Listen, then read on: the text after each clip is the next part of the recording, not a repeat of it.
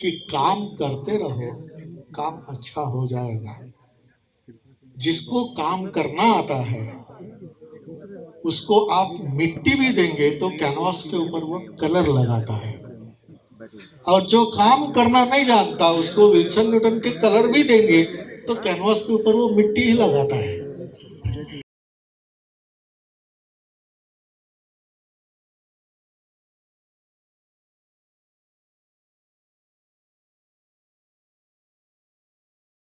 अच्छा फोटोग्राफर हो, जब तक रोल डेवलप होके नहीं आता है तब तक उसकी जान अटकी हुई रहती है कि क्या रिजल्ट होगा। अभी तो डिजिटल, हर कोई जिसके हाथ में मोबाइल है वो फोटोग्राफर बन गया है, लेकिन पोर्ट्रेट डेमोन्स्ट्रेशन में आज भी वही स्थिति है। जब तक डेमोन्स्ट्रेशन या प्रात्यक्षिक पूरा नहीं होता तब तक जान अटकी हुई रहती है कि कैसे होगा।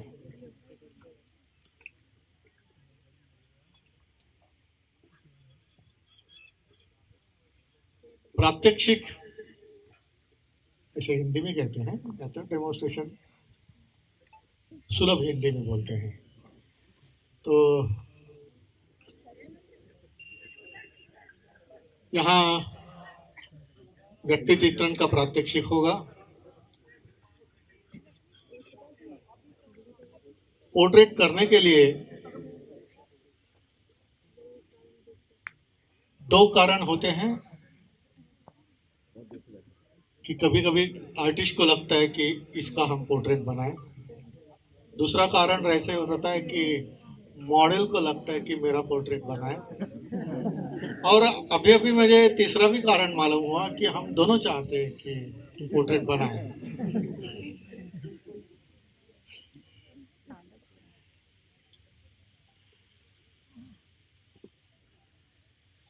बचपन से ही अपने हाथ में पहले जो कलर आता है वो क्रेयॉन से, पेस्टल्स होते हैं। बचपन में जो क्रेयॉन्स आते हैं उसमें कलर कम और मोम ज़्यादा रहता है। उसमें यदि रस्सी हो तो मोमबत्ती भी जला भी सकते हैं, लेकिन पेंटिंग हो सकता है कि नहीं पता नहीं। तो ऑयल पेस्टल में ही मैं कॉलेज में पढ़ता था, तब से काम करता था। हमारे यहाँ पेस्टल बन गए, लेकिन पेस्टल के लिए जो सरफेस चाहिए वो कभी बना ही नहीं था। तो जो भी टिंटेड पेपर मिलता है उसके ऊपर हम काम करते थे या काम चलाते थे। 2010 में पोर्ट्रेट सोसाइटी ऑफ अमेरिका के कॉन्फ्रेंस में गया था, तो वहाँ सैंड पेपर जो पेस्टल के लिए बहुत अच्छा रहता है वो मैंने देखा। उस समय लगभग 300-400 रुपए में एक, इस प्रकार से मैंने कुछ 25 पेपर लाए थे। मेरे भाई स्क्रीन प्रिंटर है, उन्होंने देखा रहे ये तो मैं भी बना सकता हूँ, तो मैंने बोला तो ये वो सैंड पेपर है जो मेरे भाई ने बनाया। दोनों साथ में रखे तो कुछ फर्क नहीं है, लेकिन ये पेपर अभी मुझे सिर्फ 60 रुपीज़ में पड़ता है, कि जो वहाँ से मुझे 500 रुपये तक अब की रेट में पड़ता है। तो एक सरफेस तो अच्छी बन गई है, उस पर सरफेस में हम काम कर सकते हैं।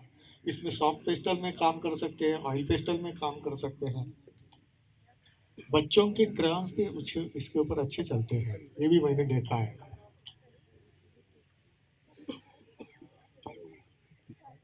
कुछ लोगों को मैंने ये सैंपल भी दिए, टेस्ट करके देखो, किसी किसी को अच्छा लगा। कोई बोलते हैं अरे पेस्टल बहुत जल्दी खत्म होता है। अरे बाप रे, तो चिंता पेंटिंग अच्छा बनने की नहीं, पेस्टल जल्दी खत्म होता है उसकी चिंता है। किसी का कहना था कि हमारे टेक्निक में थोड़ा बदल करना पड़ता है। अरे बदल तो करना ही पड़ता है। मॉडल कैसा है उसके ऊपर बदल करना पड़ता है, वेदर कैसा है उसके ऊपर बदल करता है, मटेरियल कौन सा है उसके ऊपर भी बदल करना पड़ता है।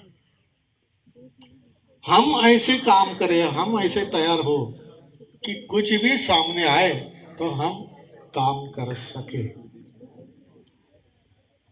मुझे याद है, मैं बात इसलिए कर रहा हूँ कि बात करना भी अच्छा लगता है और फिक्सेटिव आना बाकी है, तब तक हम बात करेंगे।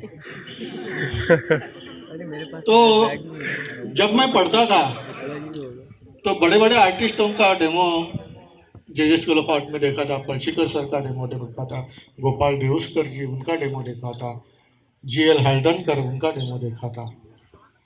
तो जब वो मास्टर आर्टिस्ट का डेमो रहता था तो उनके लिए विल्सन नेटन का कैनवास, विल्सन नेटन के कलर्स, हॉलबिन के ब्रशेस, ऐसे सब पूरा सेट लगाया जाता था।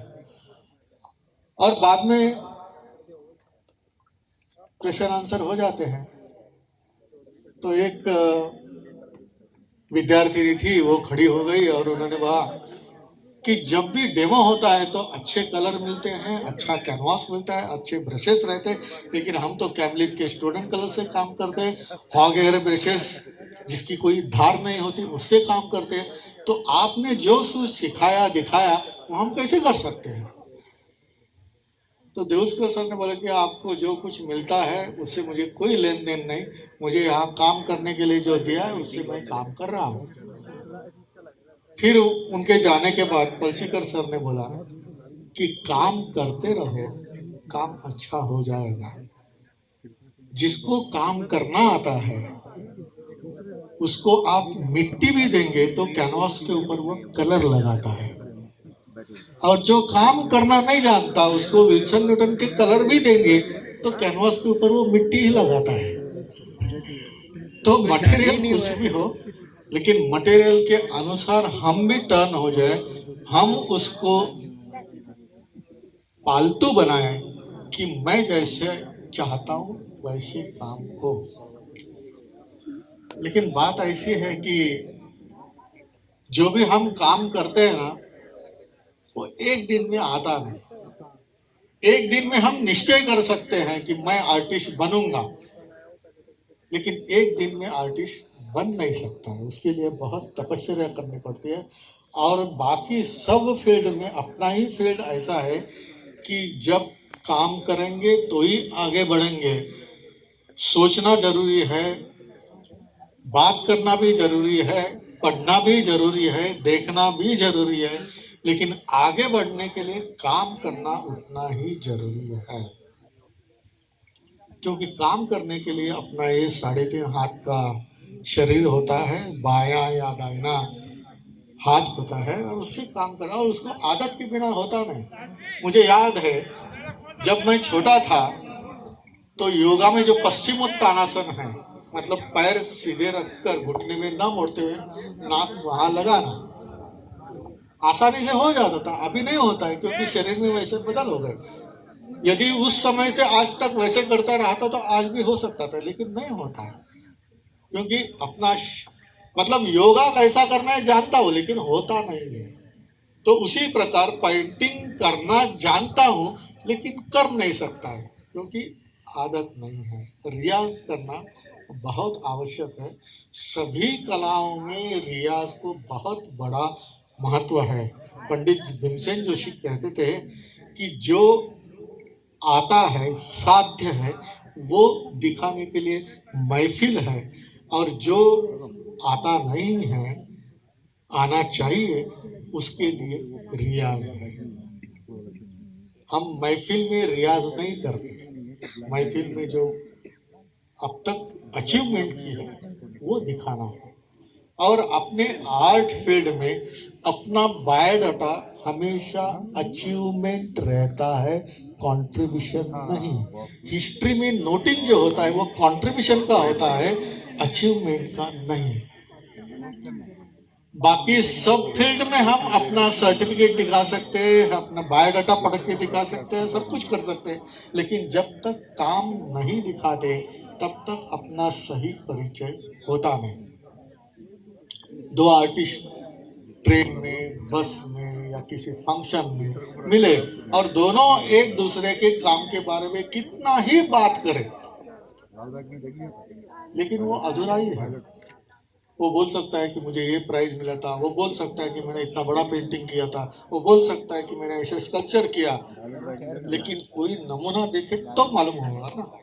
तो उसी प्रकार मैं इंजीनियर हूँ, मैं डॉक्टर हूँ, ये सब बातें हो सकती है, लेकिन मैं आर्टिस्ट हूँ तो उसका प्रमाण दिखाना बहुत आवश्यक है। तो इसीलिए कभी भी आर्टिस्ट कहीं भी खाली हाथ ना जाए। आज तो कैटलॉग या एल्बम रखने की जरूरत नहीं, मोबाइल में बहुत कुछ हम रख सकते हैं। बहुत से फेसबुक पे फैन ऑफ फ्रेंड बनना चाहते हैं तो उनका फेसबुक खोल के वो कितना पेंटिंग दिखाता है उसके ऊपर मैं फ्रेंड का रिक्वेस्ट मान्य करता हूँ। लेकिन क्या करें, आर्टिस्ट भी लूर म्यूजियम में जाते हैं और मोनालिसा के साथ सेल्फी निकालना चाहते हैं। ये बहुत बड़ा रोग लगा है अपना। जो पेंटिंग बहुत समय देखना चाहिए, उसका स्टडी करना चाहिए, लेकिन हम उसके साथ, मैं मोनालिसा के साथ खड़ा था या थी, था वाले ज्यादा रहते हैं मोनालिसा के पेंटिंग के पास, माफ करना। तो इस प्रकार इस हम आयुध को या इस वस्तु को उपयोग में लाते हैं, लेकिन वो अपना सही परिचय देने वाला काम दिखाए तो उसका एक कलेक्शन अपने पास होना चाहिए। बहुत लोग बोलते हैं कि ज़्यादा हम पेंटिंग रखते तो हमारा पेंटिंग कॉपी करते हैं। अरे कॉपी करने में बहुत समय लगता है। वो कॉपी करेगा उससे भी जल्दी, उससे ज़्यादा आप और काम दे सकते हैं। तो ये कॉपी करना तो होता ही है, क्या करें। ये बहुत समय पहले से था, आज भी है। मैंने पढ़ा था कि मैकेलेंजेलो जिस समय था 15th century, early 15th century या लेट 15th सेंचुरी में, उस समय रोमन लोगों में अपने दीवान खाने में Greek sculpture as a antique रखने की पद्धति थी। तो एक बार किसी के यहाँ खाने के लिए मैकेलेंजेलो गए और उसने देखा अरे ये तो मेरा है। तो बोलते नहीं नहीं नहीं, ये ग्रीक एंटिक है, मैंने फलाने फलाने जगह से लिया है। मतलब माइकल से काम करवा के उसको जमीन में गाड़ के निकाल कर एंटिक है। तो अपना भी पेंटिंग वैसे कभी कोई चोरी होता है तो क्या करें। मेरा एक तो बड़ा पेंटिंग, मैं जीवंत हूँ, लेकिन ये डच आर्टिस्ट का इस प्रकार से बड़ा फंक्शन में, इतने बड़े बड़े फंक्शन में डिस्ट्रीब्यूट कर रहे थे, पेंटिंग मेरा था। और मंच पर बड़े बड़े इतिहासकार बैठे थे कि जो उस पेंटिंग के बारे में बहुत जानते थे। लेकिन क्या करें, चलता है। तो हम अपना काम करते ही रहेंगे। किसी ने बोला कि आप बड़ा केस करो, ये करो, आप आंदोलन करो। अरे क्या क्या करेंगे, अपनी जिंदगी पूरी एक केस में पड़ी जाएगी। उसके बदले हम काम करते रहेंगे।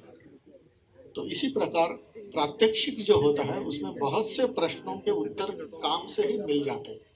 कुछ प्रश्न होते हैं उसका हम बाद में चर्चा कर सकते हैं, लेकिन प्रश्न का उत्तर सही हो तो भी अपने मन को समाधान होगा इसकी कोई गारंटी नहीं।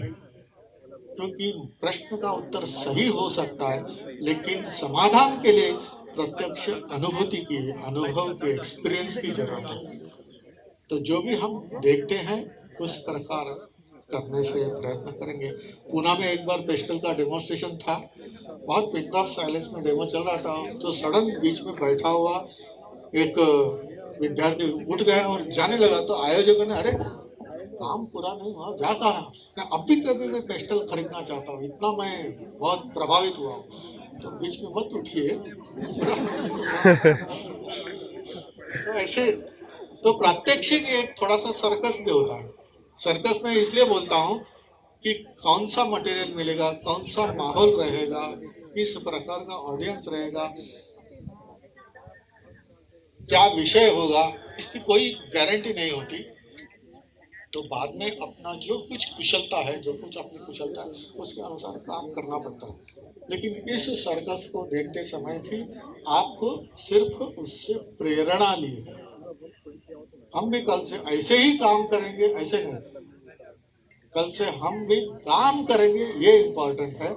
ऐसे ही करना जरूरी नहीं। आप अपनी, मतलब मुझे याद है कि जब ब्लैक एंड व्हाइट टीवी था बम्बई में, तो पंडित भीमसेन जोशी का इंटरव्यू होता, और उस इंटरव्यू में आखिर में प्रश्न पूछते हैं, हम अपना भी इंटरव्यू, तो आप नए जनरेशन के लिए कुछ तो बताइए। तो पंडित जी बोले क्या बताएंगे, मैं तो कुछ नहीं बताना चाहता। नहीं नहीं नहीं, कुछ तो बताइए। नहीं नहीं, अभी क्या है, जमाना ऐसा है कि 1.5 साल 2 साल का वो क्लासेस करते हैं और बाद में तुरंत वो महफिल में बैठना चाहते हैं स्टेज के ऊपर। और हमने सीखने के लिए हमारे गुरु के यहाँ पानी भरा था उनके कुएं से निकालकर, तब एक राग या एक बंदिश सीखने को मिलती थी। तो इस प्रकार नहीं तो भी आप कुछ तो बताइए। तो उन्होंने बोला कि मैं हर एक को इतना ही कहना चाहता हूँ कि आप अपने गले से गाइए। तो ये अपने गले से गाना, अपने हाथ से काम करना, अपने विचार से काम करना, अपने प्रेरणा से काम करना, यही आर्टिस्ट की सही तपश्चर्या होती है। हम तो केवल थोड़े बुजुर्ग हैं इसलिए आशीर्वाद देंगे, शुभेच्छा देंगे, और हमसे भी किसी विद्यार्थी का अच्छा काम मिलता है तो सीना हमारा भी तान उठता है कि देखो हमारा विद्यार्थी कितना अच्छी तरह से काम कर रहा है। बिल्कुल दुख नहीं होता। तो ये बहुत अपनी आर्ट फील्ड की पहचान होती है। हमारी पहचान हमारी कला है, हमारी तपश्चर्या हमारी कला है, और हर कलाकृति अपनी अपने से भी ज़्यादा आयु लेकर जन्म लेती। हमारे पश्चात भी हम कैसे काम करते थे वो बताने वाले हैं। इतना भी ध्यान रख के हम काम करेंगे तो आगे बढ़ेंगे। धन्यवाद।